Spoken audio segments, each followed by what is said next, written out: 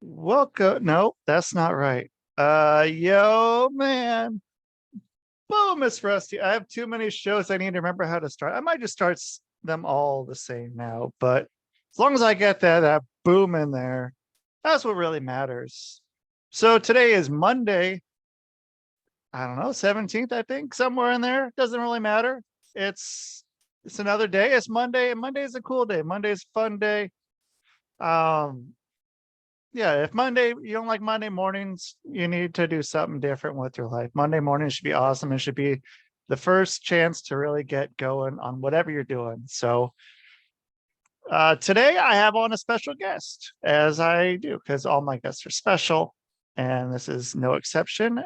So right here, right now, David Chudyk, how you doing? I am doing great, and yeah, I'm enjoying Monday morning as well. So, weekends are always awesome, but I think you're right. If you really dread Monday mornings, you need to take a look in the mirror and do something different with your life. I mean, work is work, and it's not perfect all the time, but hopefully we could all be in a place where most of our Mondays we're excited to get back at it. Yeah, it's hard, especially when you're at a place when everybody is, dreading Monday, and then they talk about, that whole deal, and it just kind of, puts everything down, and hey, you should be doing something that you're at least kind of cool with. And if it's a job that's minimum wage. I've worked plenty of minimum wage jobs in my past. And you know what? If you don't like it, there's a zillion other ones that are going to be exactly the same. So you can find something at least that's not going to just be dreading.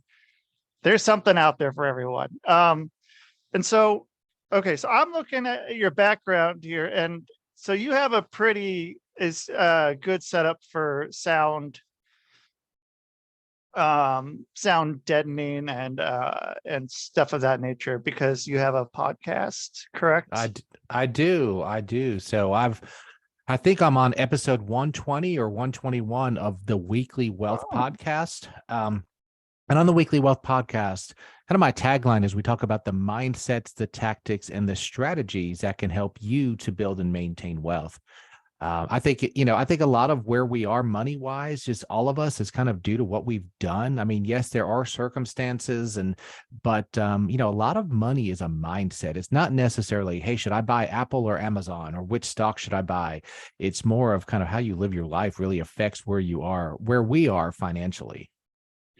are you talking more about frivolous spending, or wanting like certain things that don't really matter, or getting yourself to investing in the right thing, or putting your money towards something that's gonna grow, as opposed to getting a big chunk of money and going out and buying a car that immediately, as soon as you drive it off the lot, you're losing money? The answer is yes. We're talking about all of that. Our habits kind of dictate where we go, and oftentimes if we're very purposeful, we can kind of maybe figure out why we have some certain habits. So let me give you an example. Some people are stress spenders, so they get stressed out, and their coping mechanism is they just go spend there. And even if it's something like, hey, I'm going to go spend $6 on a coffee at Starbucks. Hey, I mean, $6 is $6. It doesn't end the world. But if you do that twice a day, every day, over the course of a month, that's a buttload of money, and that's money that maybe you're not investing, and that's not going to grow. So I think our habits are extremely, extremely important in all areas of our life, in our relationship, in our health, in our financial health, even in our spirituality. So one of the first things I really like doing with new clients is let's just talk about your habits. Let's talk about what you want to happen in your life, but let's talk about your habits. Are you I've seen people making $200,000 and $300,000 and $400,000 a year, and they literally don't have any savings, because every dollar that's coming in, they're spending. And then I've seen people making, much, much, much less money, and they manage to put a few dollars away every paycheck, every pay period, and that starts to grow. So we have to look at frivolous spending, but we don't want to be in a point where it's like, hey, I can never go out to eat, or I can never have a Starbucks coffee, or whatever that kind of splurging item is in your life. We want to get to the point where you can afford that splurging item because you're doing everything else that's more important first. Yeah. Because I mean, there's the whole argument of a lot of, I think, the younger generation with the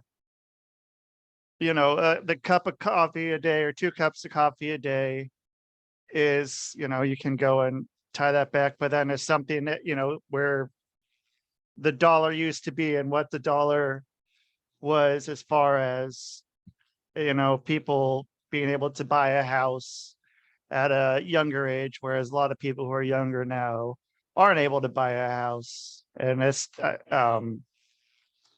but then at the same time, 30 days, $12 of coffee, that's $360 a month. That's a pretty good chunk of change. And I mean, if you invest that in whatever you invested in, and that can add up pretty quick, even if you're putting it away in savings, which is Sure. okay. Even half of it, even going down to 1 cup, $180 a month to invest in, or sock away is over decades, that turns into hundreds of thousands of dollars. And then the other thing is, a lot of times people aren't getting coffee from Starbucks. They're getting glorified milkshakes as well. So a lot of sugar, maybe not that much nutritionally in there. So really, and it's, our habits, again, they multiply. So not only are you going to maybe get poor, you're also going to pork on a few pounds because you're drinking 40, 50, 60 grams of sugar. So I really like to talk, both on my podcast and to clients, it's about I just think that is, it's so, so, so important. yeah, because I mean, we're basically becoming hummingbirds Mhm. with the amount of sugar water that we like to Yep. consume. And then Yep. yeah, and I No mean, question so there. much that's just impulse. It is. It's impulse. It's impulse. And like I said, a lot of times it's a coping mechanism. I'm a stress eater. Like when I get bored, when I get stressed, let's say, I know I need to make a phone call to a client that I'm thinking might not turn out well.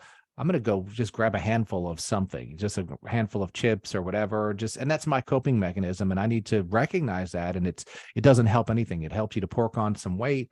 And it also just helps you delay taking that action that you just need to do.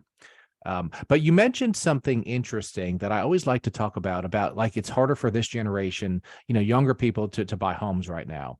And there's always obstacles. Every generation has obstacles. And we certainly don't want to minimize obstacles because obstacles are real, right? I mean, yes, homes adjusted for inflation cost a lot more than they used to. That's a fact. We can't deny it.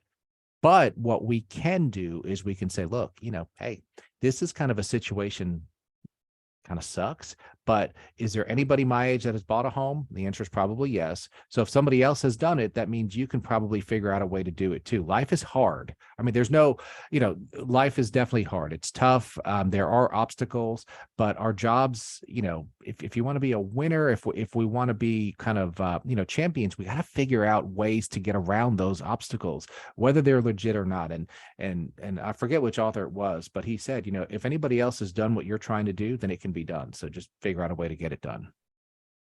Yeah, I mean, and also there's many different ways to buying a house or buying property. And I mean, you can do it. You can do the old, buy a duplex instead, rent out half. You can do that. And you can buy a house and just pay on it for a while. And,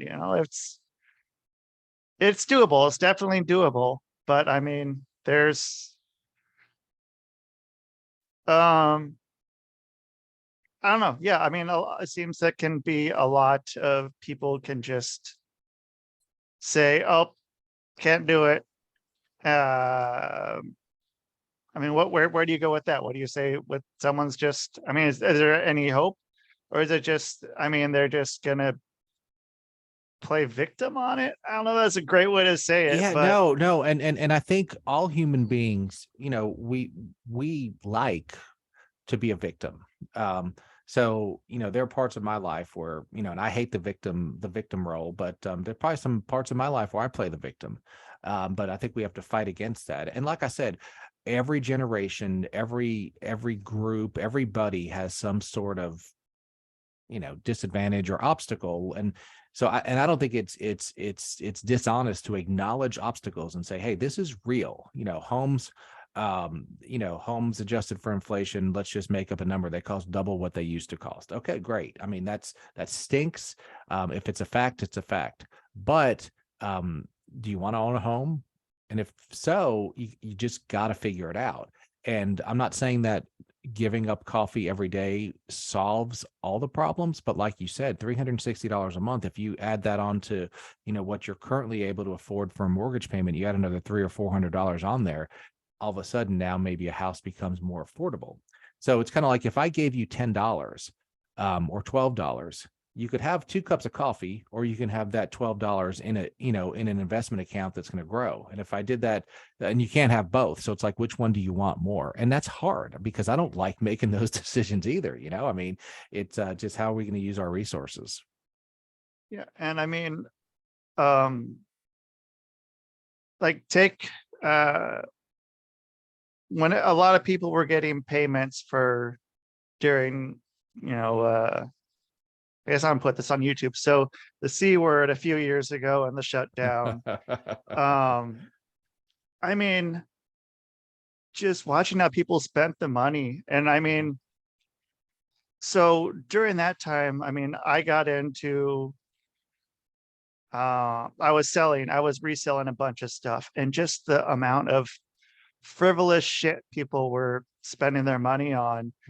I mean, I was like, my things that were selling the most were, TV VCR combos, rock band stuff, just stupid stuff that is not gonna net anyone else anything else. They're just buying it. Like, I could not hold on to this stuff. I mean, there was a lot of stuff. It was just flying through, which I mean was great for me. I like the money I was putting into it. I was getting a nice return on, but I mean, there was just so many people just blowing through that money and then have nothing to show for it afterwards. And no, and that's the thing, depending on what part of the country you're in, if I don't even remember how much some of those checks were, and there were a couple rounds of them, but several $1,000s or more if you had kids,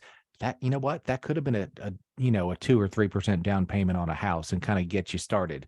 Or it could have been TVs, buy some crap and it's not even necessarily crap, it's just, is it a need or a want? And there are times in our lives where there are times in my life where my financial reality allows me to have more wants than other times. Other times in life, you really kind of needs are the only thing that's realistic. So you have to look and say, hey, where am I right now? You look a year, yeah, they can go out to Starbucks. Yeah, they can go to the nicest restaurant and spend $500 on a dinner.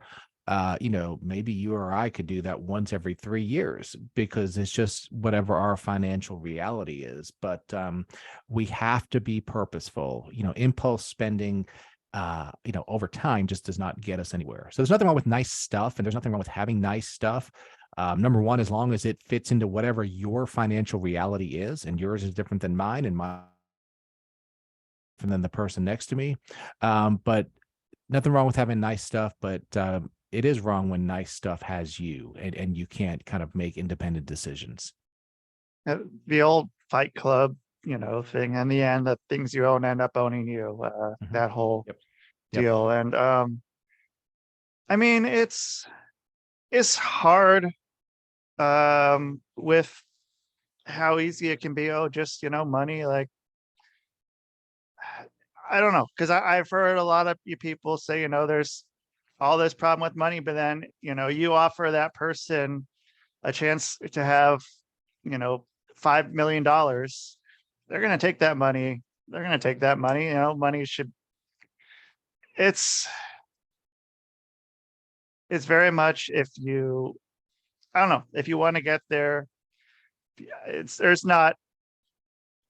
nothing really stopping you from going out and getting money or being able to find a way to make money. Or, if you do have money, going to a financial planner and being able to make your money well spent, and not just like, I have money. Oh, I had money and I have nothing to show for it now. It's just, Sure. Yeah.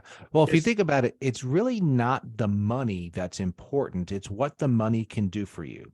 So let me give you an example. Let's say that you have a job and you have to be to work at 9 a.m. and you go out to your car and you have 4 flat tires. Well, that's a minor inconvenience if paying for 4 new tires is easy for you. You call your boss, hey, I'm sorry, I'm going to be a couple hours late. I need to go get new tires. Here's some pictures of the tires so you know that I'm not lying, and it stinks and it's going to cost whatever, $500, $600, $700, $800, but I have that money saved up. So I have an inconvenient day. If you don't have that money, then all of a sudden you're potentially getting fired, or you can't get to work. You're not getting a day's wage. You're stressing. Maybe you're having to borrow high interest money. So what did that money do? It really just eliminated stress for you, and it helped you it gave you options. So, it's not like, hey, I want $1 million or $10 million because if I have that, I'll be cooler than you, or I'll have nicer stuff than you, and I could feed my pride. What it is I'll have more options to do the things that are important, have the experiences that are important, and also, to help people and do all the other things that money can do. Because at its core, all money really does is give you options, and lack of money simply takes away options. yeah.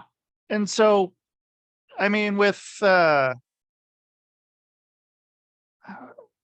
money though, with the dollar right now and where it's headed, are you having people, invest in certain things? Are you, having them steer towards some sort of digital currency, or, stocks that are sort of recession proof, or kind of whatever? I'm sure it's different for each person. Yeah, and that was going to be kind of my answer. It really, a lot of it depends on, your age, your risk tolerance, where you are in life, your income, your debt levels, things like that. So a good financial planner doesn't really have one size fits all answers, because again, you and I are different people. So a lot of times I'll be out and you meet somebody new and they say, hey, what do you do for a living? Well, I'm a financial advisor. And then, the next question is always, oh, really? Where's the market going? If I gave you 100,000 to invest right now, where would you invest it for me? And the answer is, I have no freaking clue. You might have $100,000 of credit card debt that I would recommend that you pay off. You might just know deep down in your heart that you just, you're supposed to give $50,000 to some organization or a church or somebody. Or you might be someone who, if you invested $100,000, if you looked at your statement tomorrow and it was down to 99,800, you would just freak out because you have very little risk tolerance. Or you might be someone who's like, you know what? I don't care if it cuts in half. I want something that can have a good chance of doubling or tripling. So I'm a gambler. So all of those things would come into play. Your tax bracket would come into play on kind of where to put money and what to do with it. So kind of a loaded question, but the answer is it has to be the right place for you at this time in your life, in your current position. Yeah. And like playing the stock market, or, or stuff of that nature, is really, it's a very much more socially accepted way of gambling, as opposed to, like a scratch it, same way as drinking wine and stuff, as opposed to buying malt liquor at the store. And both are kind of the same thing, but I believe that there's more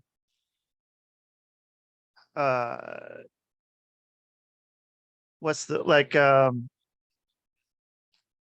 it's more controlled and more researched, as opposed to just going and buying a scratch off. Sure. Sure. as you know. So let's look at, at its core, gambling is really strictly or almost strictly a game of chance. So, you go buy a lottery ticket, in theory they're randomized and whatever percentage of them are winners, and you might buy the last one that's a loser, and then I'm next in line, I buy one that wins me $1 million. Or you pick the numbers, and in theory the numbers that pop out of the machine are randomized. So there's really no skill involved, and you don't own anything. So when you're buying a stock, what you're buying is a little tiny piece of a company. So you actually have ownership. So if you bought one share of Apple, well, guess what? You own one like 20 millionth, but you own a little piece of Apple. You're a company owner. And companies like Apple, like any other company, their jobs, if they're publicly traded, their main purpose is to act in a way that will increase this price of the shares. And oftentimes that involves, selling more stuff, whatever stuff that they sell, having more profit margins, and so on and so forth. So one of the differences is that you actually have, in theory, smart people running companies whose job is to do the right things to help stock prices go up. So I mean, there is some, luck factor, randomized factor, but when you're talking about stock market investing, you are actually owning a piece of a company. Whereas if I go to a casino or if I buy a lottery ticket, if I lose, I have nothing. With the stock market, I still have that share. So even if I paid $100 for a share of a stock, and if it goes to 50, I still have that $50 share that I could sell to you. Yeah.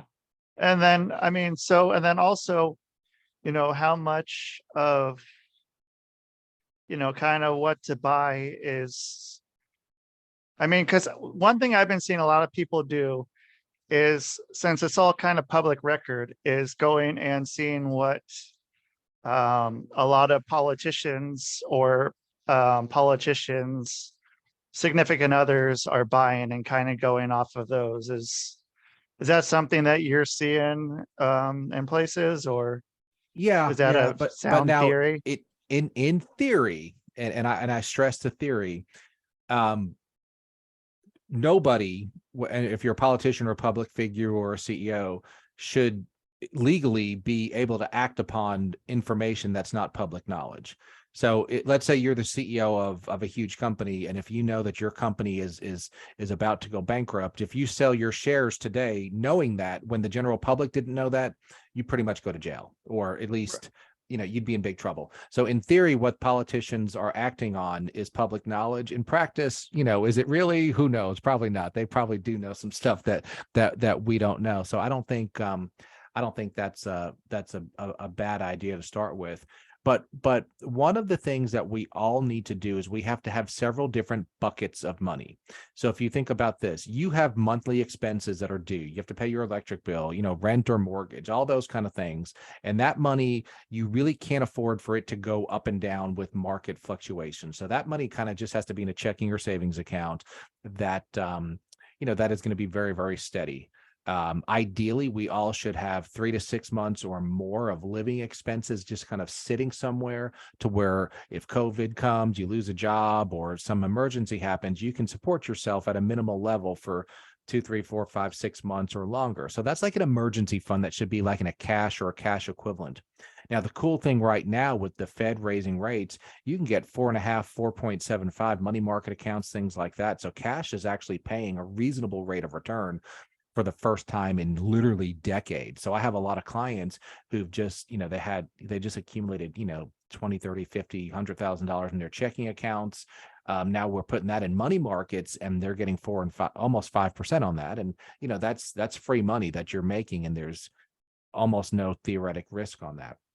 And then we also have other buckets of money that are taxed differently and are for longer term periods. So, if you're 20 years old, you should have some sort of an IRA. You should have some, whether that's your 401k or your company sponsored plan. And that money can go up and down in value, and it doesn't really matter, because you can't even touch that money for the next 30 years. So if it goes down in value, shoot, dump more in there, and you're just buying shares while they're lower. but maybe you have, I don't know, a baby and you want to save money for that child's college. Well, that's 15, 18-year time horizon. So that would have to be a little bit more conservatively invested. And so, a lot of things that's one of the ways that we mitigate risk, is that we don't have all of our eggs in one basket, and we have different buckets of money for different purposes. So those are just a few examples of different buckets of money. And even other buckets might be like actual hard assets. Like you might buy commercial real estate. Let's say you buy a duplex and you rent both out. Well, that's an asset, right? I mean, it's not a liquid asset because you just can't press a button on your account and liquidate it. But maybe you bought a $500,000 duplex a few years ago, and now it's worth $650,000, and it's cash flowing $1,500 a month or whatever that amount is. That's an asset, and that's one of your buckets. So lots of different ways to do this. Yeah. And so then, like, what about digital coins and stuff? As far as is that kind of it's more of a high risk, but Yeah. Kind of you know where our firm really feels like the only monies that anybody should be investing in digital currency is what they're 100% okay with losing. And also, your $10 could turn into 10 million, but and I guess in theory that has happened at times, but digital currency, I'm sure at a point in time will be the most legit form of currency. But for right now, it's almost well, let's go back to that stock example. If you buy a share of Apple, you own a little piece of Apple, and I might want to buy that from you because Apple is a company, and if I feel like Apple is doing well, maybe you paid $10 for that share, I might offer you $12, and then you just made $2, and I'm buying from you a little piece of a company. Really with crypto and digital, there's no underlying asset. So it's not backed by ownership of a company. So if that coin if I'm willing to give you $10 for the coin, then it's worth $10. If I'm not willing to give you $10 for the coin, then it's not worth $10. And if kind of the auction aspect of it says, or an exchange says that coin should be worth $20, and if somebody gives you 20 for it, then that's what it's worth. But there's really no hard asset backing it. And that's what a lot of the higher end analysts, kind of some of their fears with crypto is that there's no hard asset backing it, as opposed to if you're buying a stock, you're owning a portion of a company, or if you're buying a bond, it's kind of a debt agreement. So so one of the things I was going to ask about, so there's a fairly good possibility of the central banking digital coin coming through and I've also seen some stuff with that the planning of banks on a Friday deciding to kind of shut down, and with it being on a Friday, the theory that it's kind of chaos until Monday, but then it's not going to be people going for it right then. And I don't know. I don't know when that's going to happen. I have a feeling it will. Sure. But I'm Yeah. not I don't know, because I assume that digital coin. And then also with the guy, I forgot, I want to say his name is not, I don't know, but he was the guy that owned, or that has the intellectual property of what was it? Was it Square and Cash App? That's the guy that just got stabbed, right? Just got stabbed. Yeah. And he had the intellectual property for that. And I believe that, I don't know, this is my theory on this one, that that intellectual property is now in possession of not him, and will be kind of the way that money might be,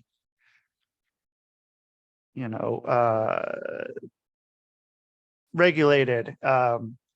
And so is there a kind of a push to stay away from that for now until something, or, with the dollar, or would it be more to go into investing into other things, or kind of watching where the dollar is going, or what do you think? Yeah, Is that I mean, different? again, Yeah. kind of looking at those buckets of money. I mean, to have a crypto digital currency bucket right now, I think is fine. I think we all just kind of have to know kind of how much each one of us should have in each bucket of money. And one thing on the digital currency and the crypto that a lot of people, and I'm one of them, kind of I want the government out of my life as much as possible. And digital currency, in theory, is not trackable, which is one of the main features. But let's say I'm using digital currency to buy sex slaves. Well, then all of a sudden you kind of want it to be at least a little bit trackable. Or let's say I'm using it to buy, uranium from some really, really bad country so I can make a dirty bomb and blow up New York City. Yeah.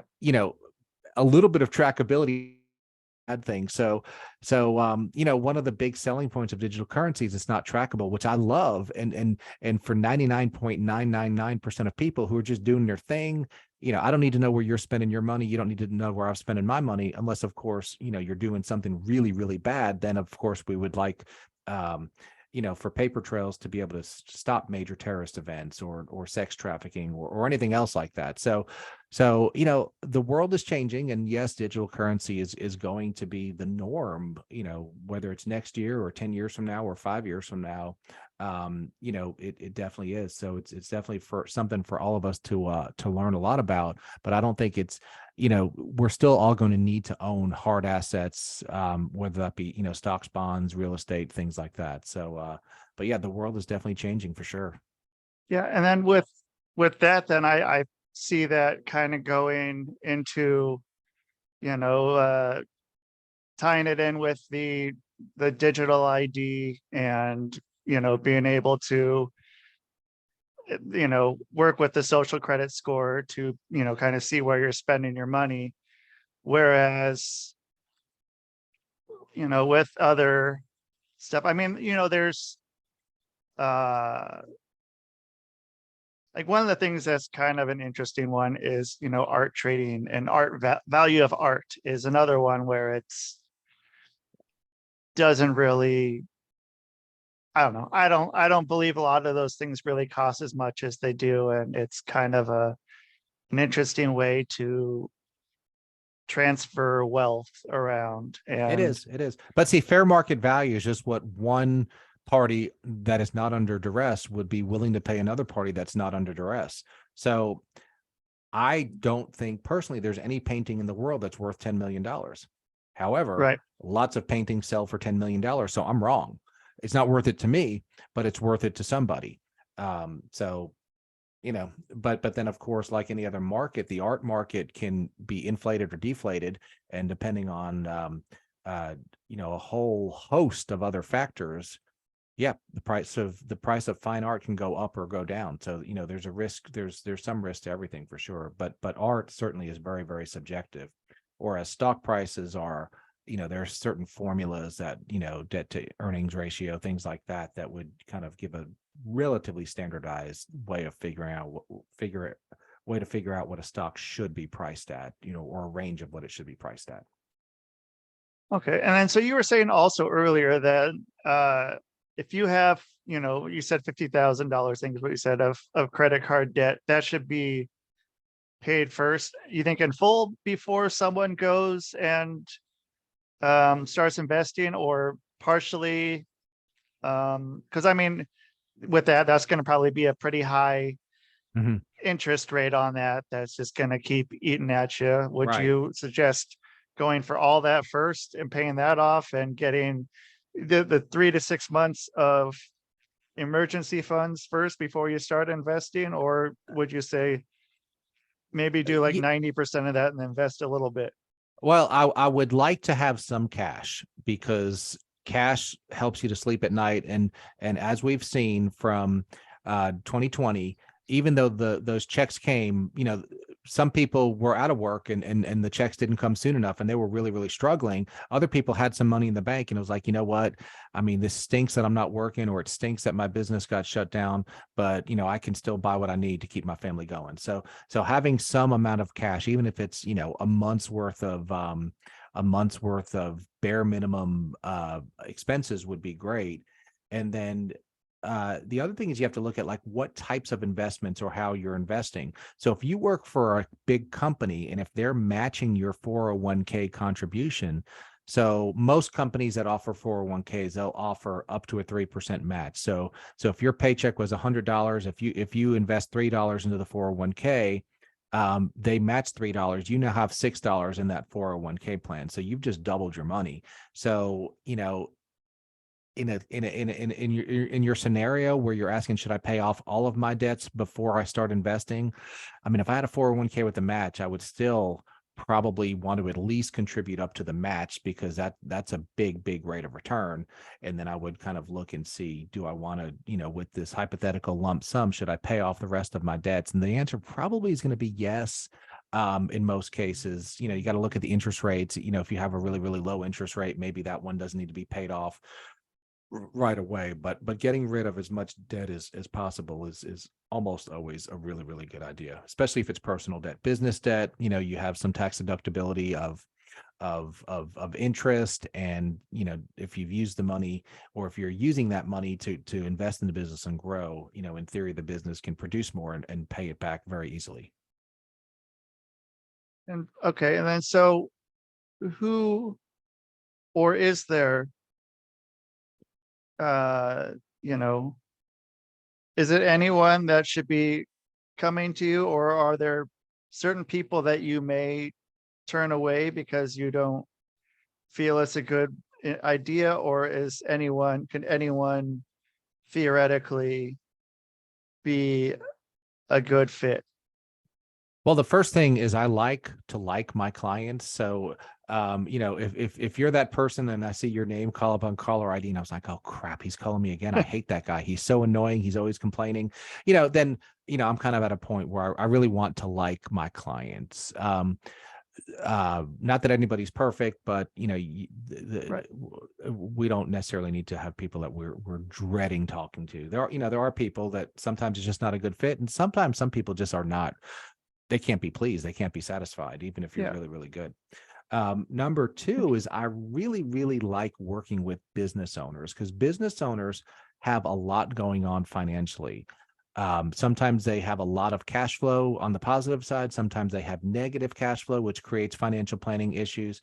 But they also have to do all the things like they have to create the 401k for themselves, or some sort of retirement plan. They have to create their insurances. They have to have the right insurances. They have to create employee benefit plans. So business owners have a lot going on that they need help planning with. And interestingly, I also work with business owners to help them to grow their biggest asset, which is their business. So we kind of have a process to help businesses to make their business more sellable and potentially selling for a higher amount of money. And then, you know, kind of on the individual side, again, I like to work with people that I like. So I'm always happy to have a 30-minute conversation over Zoom or in person if somebody's local, and just kind of talk about their situation and see if, you know, see if we are a good fit. A lot of financial advisors have like hard minimums, like I don't work with you unless you have $1 million or $500,000. I've chosen not to do that because I think that working with a financial advisor can literally change your life, because I do believe that how we handle our money should positively impact our lives and the lives of those around us. But obviously, you know, if you're someone who has, you know, $80,000 in credit card debt and you can only afford to invest $20 a month, you know, I mean, we're also a business also. So that, you know, that may be someone that we might say, hey, look, here's kind of a general way of, let's come up with a schedule to get your debt paid off. And then once you get that debt paid off, let's revisit and see if we start an investing plan and become a client at that point. Yeah. And so then, so I guess the last thing, so is it like I don't know, is your pricing like kind of like a flat fee, or is it dependent on what is made or lost, or is it kind of a combination of both? It's kind of a combination of both. So we provide asset management, which means if you had money, our firm, if we're managing your money, we buy and sell on your behalf, and based on what you want to happen and your risk tolerance and all that good stuff. So we'll normally charge, something like 1% or something like that on your money to manage it. Obviously, as your account grows, we're making more money, but now if your account goes down, we're still charging 1%. We're just charging 1% of a lower amount. And so we have a very good process, and we have a very kind of calculated process. And then we also we provide financial planning services. So in addition to helping a client just to have their money invested in a way that makes sense for them, there are so many other financial decisions that need to be made. So what types of life insurance might you need? Are there some ways that you can minimize taxes for yourself? What are some ways that you should be planning for your estate? If you were to pass away, to where your assets pass in the method that you want. So if you're a little bit more complicated, you have some of those issues, then we're providing financial planning services, and that would normally incur a fee that could be anywhere from several $100s to several $1,000s, depending on how complicated you are. If you have, multiple companies and numerous trusts and estate tax issues, that becomes a pretty complicated financial planning case, and the cost on that would be higher than if you're someone who needs to kind of get a budget set up, need some help planning for life insurance and estate planning. Obviously, that's less complicated. And okay, I guess I had one more. Do you work with nonprofits or 501c3s at all, or is that too much of a complicated No, I place? actually handle the retirement plans for 2 local nonprofits. And then the other thing that I have a little bit of additional expertise through some certifications is I have some charitable giving additional expertise. So there are ways for individuals and businesses to give money to 501c3s effectively, as opposed to just writing a check. And so I can definitely help clients to be able to give money or give securities to 501c3s in the most effective manner for them.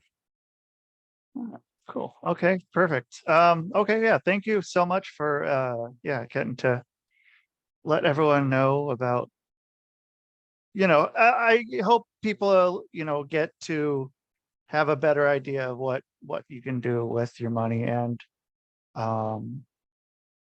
what what you can help with, and what they can do. And yeah, I mean, so yeah, thank you very much for that, and getting able to um teach us a thing or two around here. And then so then you also have your podcast, which is the Weekly Wealth Podcast, and that's, what day does that drop? Normally that drops on Tuesdays, but Okay. they're all out there. We talk about a broad range of financial topics, that anything from real basic kind of budgeting stuff to higher end high net worth tax planning, and everything in between. But really what I try to do is, if you think about all the money problems you've ever had, and we've all had money problems. Now think about which of them you either caused or you didn't prevent. And then think about the ones that were just not your fault, because sometimes crap happens. Now, if we can go back in time and take away all the problems that you or I either caused or didn't prevent, our lives get a lot freaking better when we're not causing our own problems, don't they? So, and that's kind of what my goal is to do. Personal accountability. Yep. And learning from personal accountability. Mm-hmm. I like it. I like it very much. And then, yeah, you have your website, weeklywealthpodcast.com. And yeah, so find him, get a hold of him, and tell him old Rusty sent you. So yeah, David, hey, thanks so much for being a guest, and thank you everybody for listening out there. Like, share, subscribe, do all that stuff, whatever you kids do now, I don't know. Up on your internet. So yeah, do that internet stuff. And Thanks for listening and have a good day. And that's the show, man.